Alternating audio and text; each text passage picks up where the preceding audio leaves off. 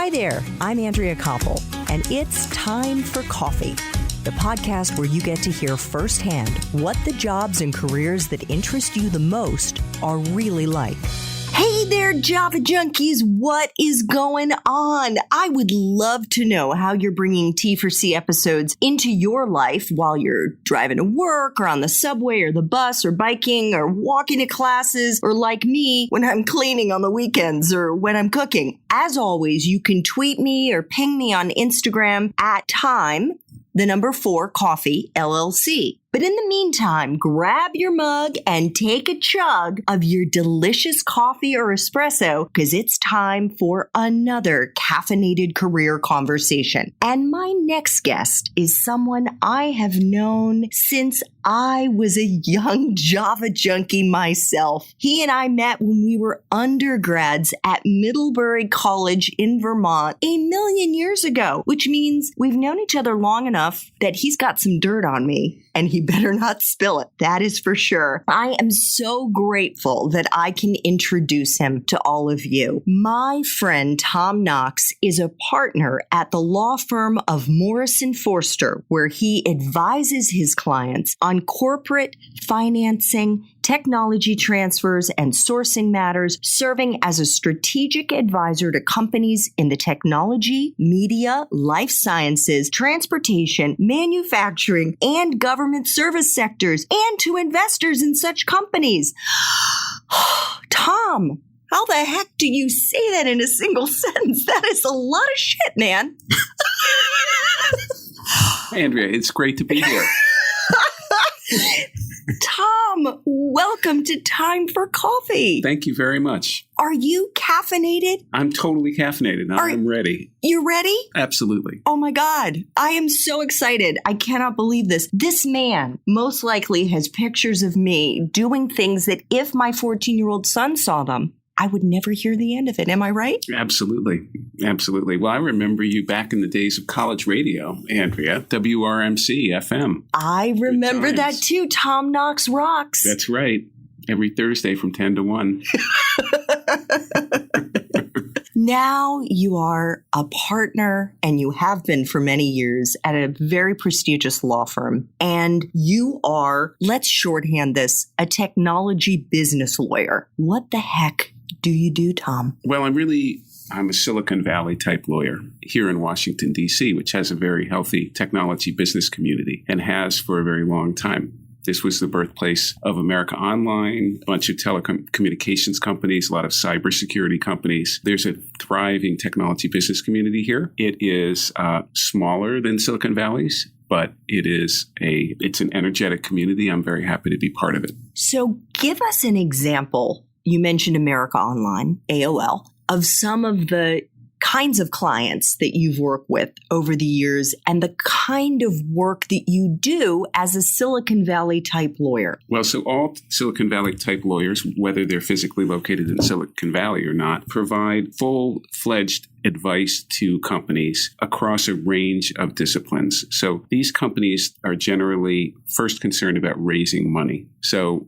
lawyers of my type help these companies raise money through what's called equity financings, also known as venture capital financings. We help them negotiate relationships with their banks. We help them put together licensing agreements, customer agreements, and the like, so they can actually go out and make money selling their new technology. We help them acquire other companies and be acquired themselves. We take them public, do what's called initial public offerings or IPOs with them. And we help them go around the world. So when the time is right, they expand into Europe, Asia, all around the world, and we can help them do that as well. So we really, in the best situations, we become part of the team. We become counselors to the founders and managers of these companies and really help them grow. And along the way, help them hire new employees and grow the economy and generally be part of the technology world, which has really kind of overtaken our larger economy here over the past 30 years.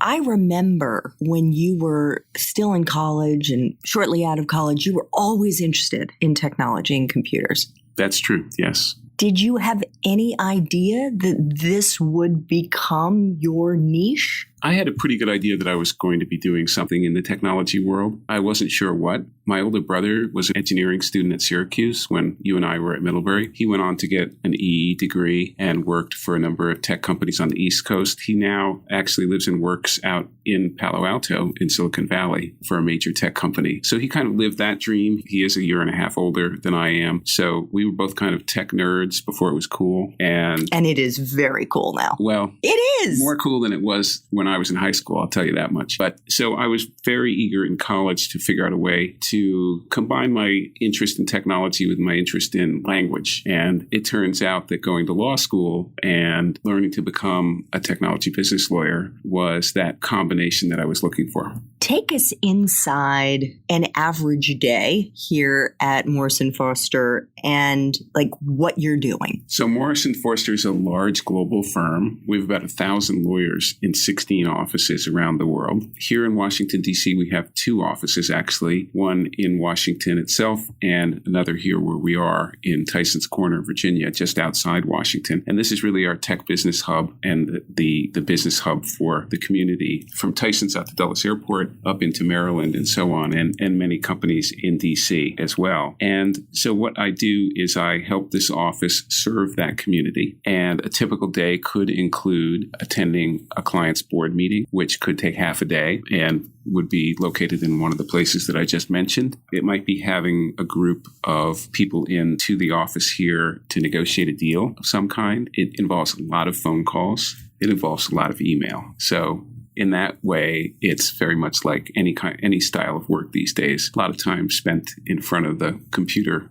sending and responding to emails and having to shift gears each time as you shift from one client to another and try to help them accomplish their goals. Tom, what do you think are the skills or skill sets that a young Java junkie would need to have before they even consider going to law school? And I'm just saying because that would mean that they would have the right temperament to enter this field if they think, oh, yeah, I'd like to be a tech lawyer. Mm-hmm. Well, first, I'll point out the obvious, which is that there are many different kinds of lawyers. So when you go to law school, you have a huge array of types of jobs that you could have coming out of law school. And of course, the most well-known and photogenic aspect of being a lawyer is to be a litigator. That is to be in court arguing a case, whether that's a criminal or civil case. And that's the kind of lawyer that gets depicted most often in television and the movies. Business lawyers, not so much. A business lawyer doesn't necessarily seem so flashy up on the big screen.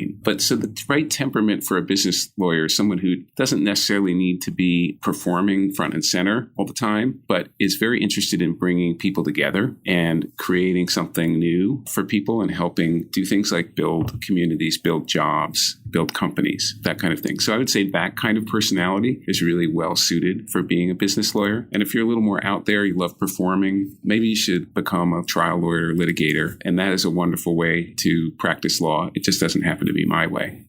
As you look back on the various clients that you've had over the years, could you share with us maybe an example of a client that where the work was so unbelievably interesting, where what you were doing was so exciting that like you would have done it for free?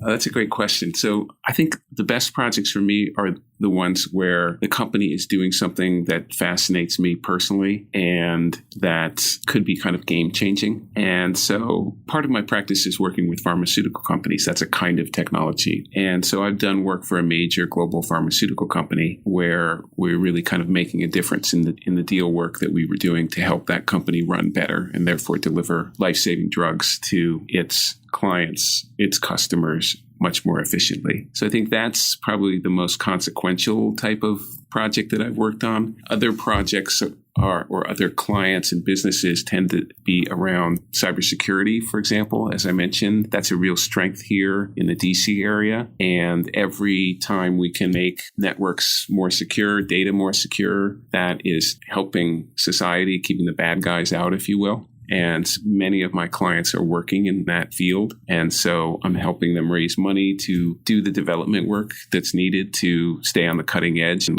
keep the bad guys out. And as their lawyer, how much do you have to be knowledgeable about their company, the sector, I should say, that they're working in? So have you had to, in effect, become somewhat of an expert on cybersecurity? Have you had to become somewhat of an expert in the pharmaceutical space working with some of these clients? Yes, as a layperson. What I mean by that is no one expects you to be able to actually code the software or to develop the drugs. Of course, that's too much to ask. I was a poli-sci major, as you might remember. I do. But I was a computer science minor. So I had the interest in that and a little bit of education in it, but not a lot. So the clients don't really expect that you become expert in what they do, but they expect that you have a strong interest in what they do and that you're willing to kind of get under the hood a bit and figure out what it is they do, because that drives the kind of solutions that you craft for them, whether you're drafting documents, agreements for them, or trying to resolve a problem. If you don't understand what the underlying technology is, you're not going to necessarily get there, right? So what I counsel my young associates on is take a real interest, a genuine interest in what the client does. And the client will feel that viscerally, that you have that interest. And they can also feel if you're not interested. So the key really is to take an interest. Don't worry if you don't have a lot of formal education in the field, but really ask the questions that help you understand as a layperson what it is they do and continue to kind of refine your understanding. And the clients will really appreciate that.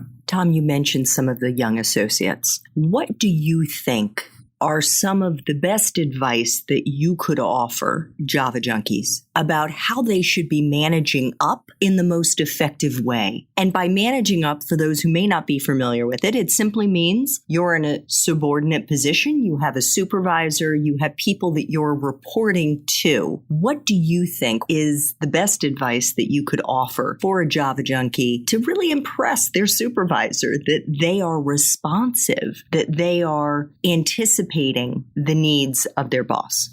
I think that just as the clients can tell when their lawyer is really interested in what they do, a supervisor can tell when their employee is interested in what is being done at the office. And so I would say that if you can have passion for what you do and an active interest in what you do and your head is in the game, you're kind of 90% there. Right. So even if you don't have a lot of innate knowledge about what needs to be done, but you're enthusiastic about learning, then that's really crucial, because that you can get there with that kind of attitude. You can get there in terms of picking up the knowledge that you need. And whether that's stopping by your supervisor's office and asking a few questions, or looking for the right resources in terms of examples of previous documents and deals that you can read and learn from. You can be enterprising. And of course, there are great resources on the internet, as the internet provides all resources now. So you can do some research on the project and get smart really quickly. And the firms themselves have training materials internally available. So if you're enterprising, you can get the knowledge, but the key is to have the right attitude going in.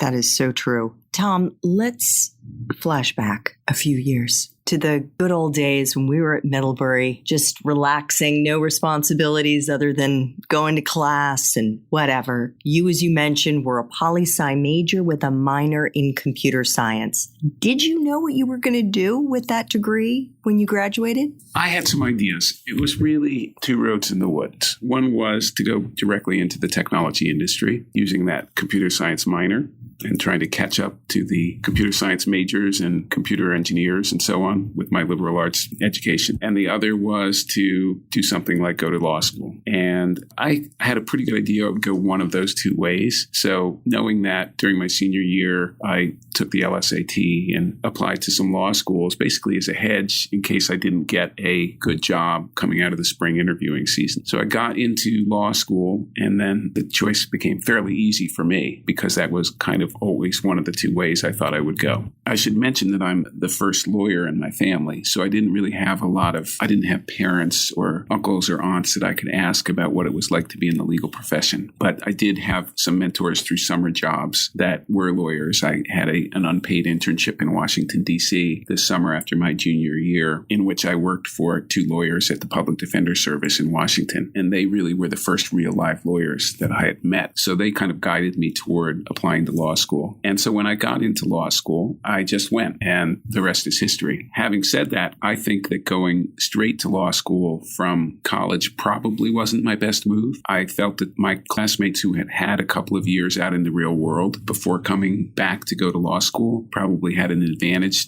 over me in terms of really knowing what they wanted to get out of law school. But I went straight through from college and came out fairly young and jumped right into the profession from there. So you mentioned the internship or internships that you had while you were still in college. What other activities, extracurriculars, clubs, fraternities, things like that were you involved in that in hindsight you say, there were some really valuable things that I picked up from engaging in those different activities that are relevant in some way, shape, or form to the work life that I have?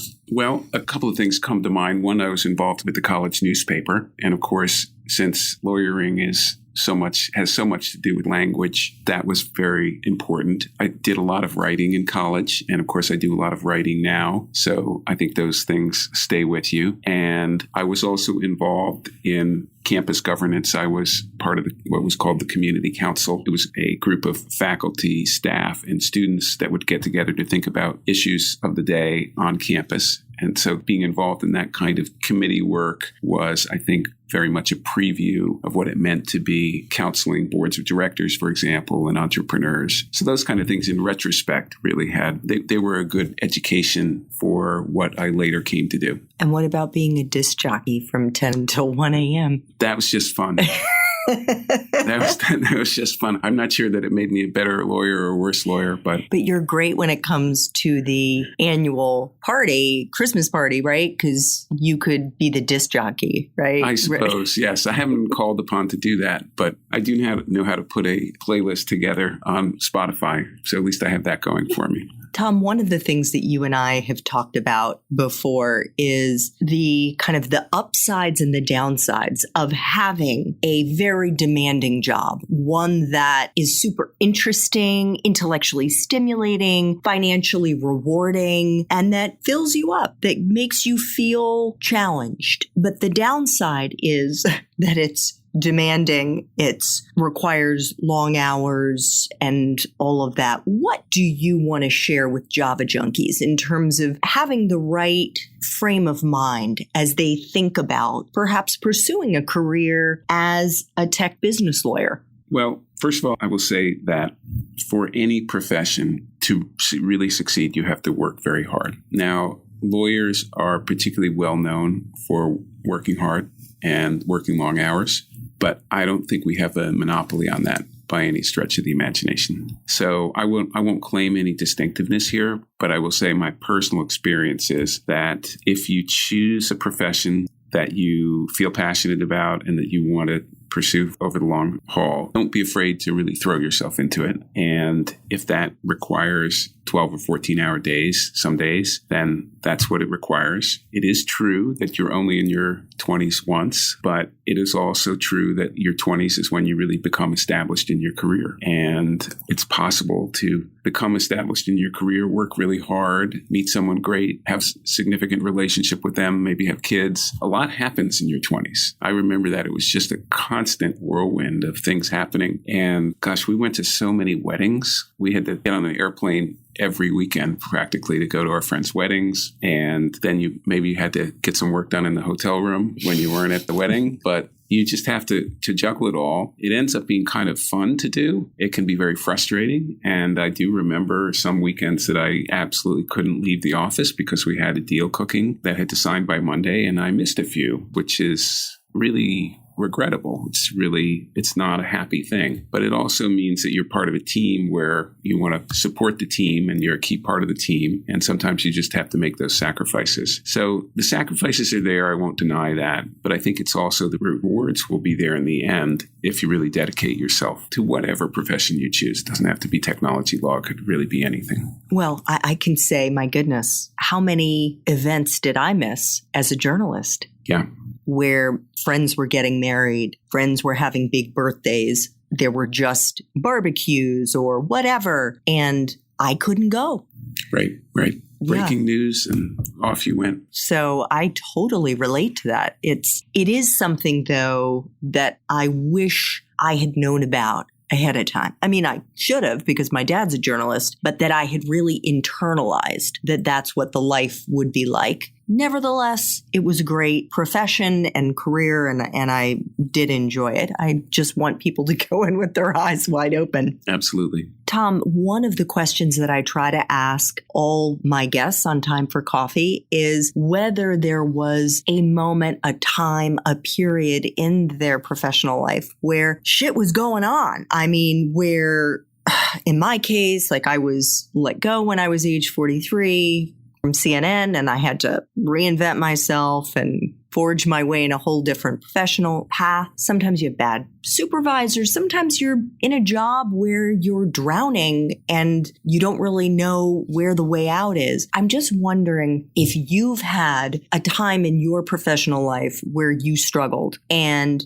how you found your way through to the other side. Well, I think there do come times when there's a struggle, and it may be around one of these times when you've missed a critical event or something and you really wonder whether what you're doing is right for you. And so I've had some low points there. I have 4 kids, so that's a lot of birthdays and little league games and soccer games and taking them to summer camp and things like that. So there are times when you say, well, it would be much more convenient and good for my family if I didn't have to stay behind and do this deal for this client. So those were some low points. Another low point that I think of is that you may not appreciate this if you're young, but the economy has low points. The economy is very cyclical, and we're on something like an 8 or 9 year bull market here, with the stock market going up and up and up for that period of time. And so it doesn't seem like there will ever be another recession. But remember, just 10 years ago, we had one of the biggest recessions of our country's history. And those have tended to come about every 7 to 10 years over the course of our entire history.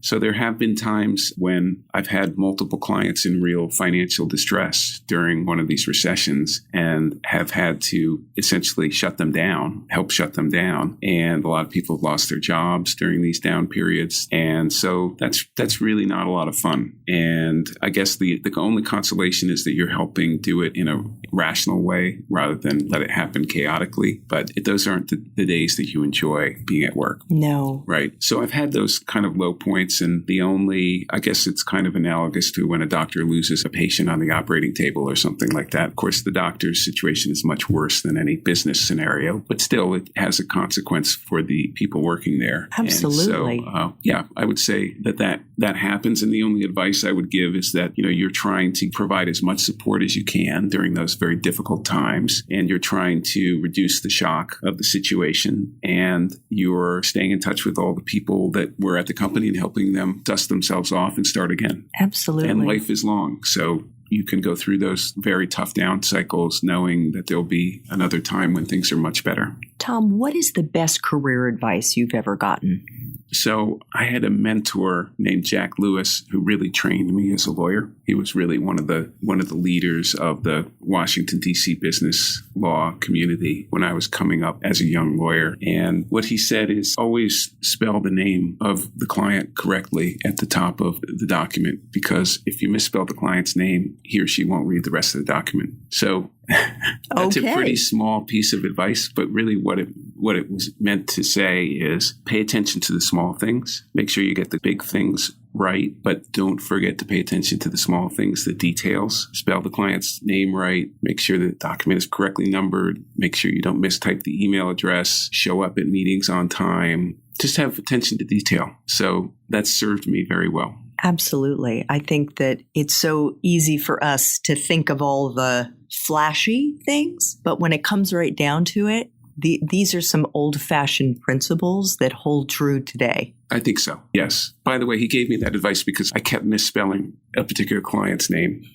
So after about the 3rd time, he gave me this advice. And so... And you've never forgotten it. I've never forgotten it. Exactly. Right. Hopefully you stop misspelling. I did stop. I always double check. Yes.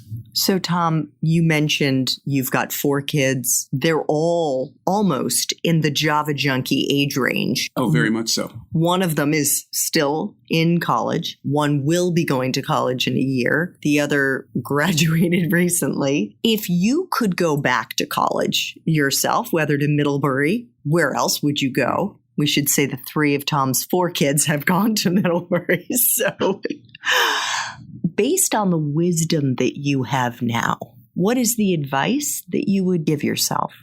Do the reading.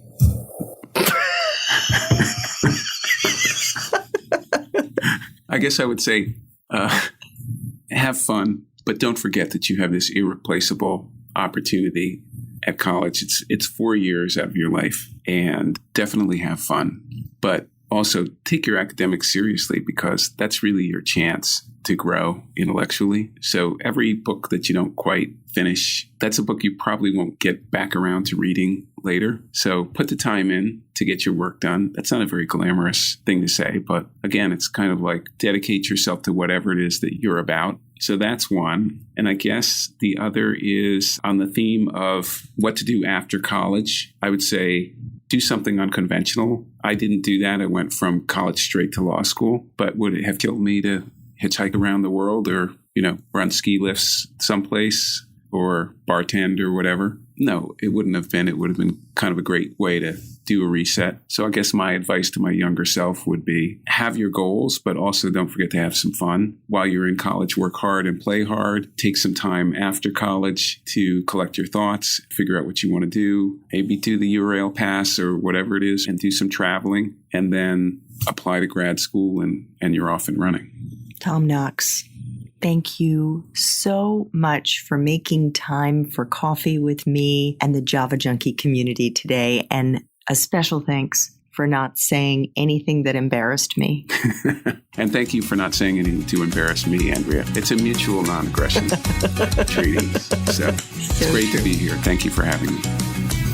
Thanks so much for listening to Time for Coffee, where the professionals in the jobs that most interest you always have time to grab coffee 24/7, no matter where you live. I have one quick favor to ask you. Remember to rate, review, and subscribe to Time for Coffee. Thanks so much.